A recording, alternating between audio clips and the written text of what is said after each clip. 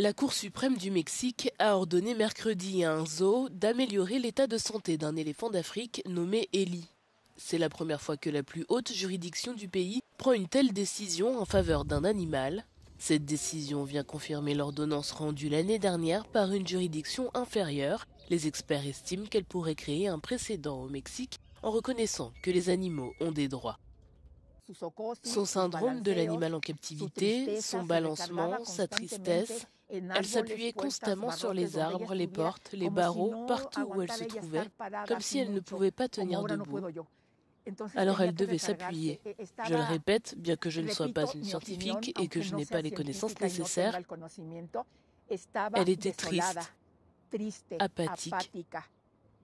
J'avais l'impression qu'elle était abandonnée. J'ai dit que j'allais être cette voix.